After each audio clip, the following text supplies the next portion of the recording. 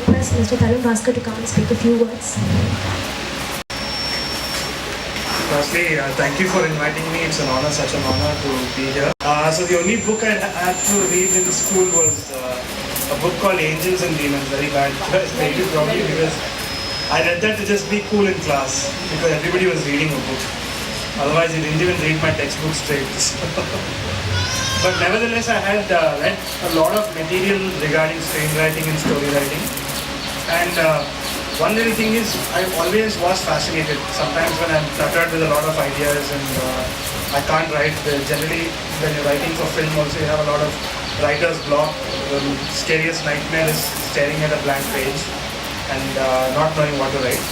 So in those cases, I always head down to a bookstore and I sit down with my wife and in Odyssey or some of these stores. And in a corner when I pick a book and I start reading, it just transports me to another place altogether. When you're watching a film, there's so much of disturbances. Somebody's eating a popcorn, somebody's talking on the cell phone.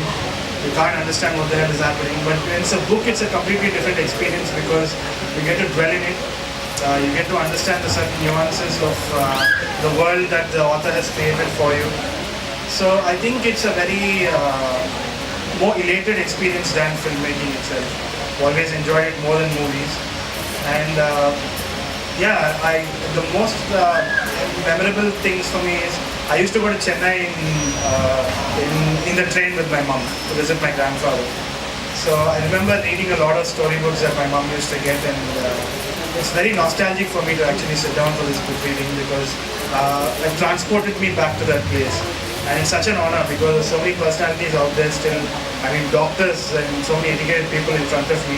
I feel it's such a big honor for me to actually be here, and it's such a privilege for me. But thank you so much for inviting me, and I'm super happy that I unveiled this book and I will read it thoroughly, enjoy it completely, and then give you a feedback. Thank you so much.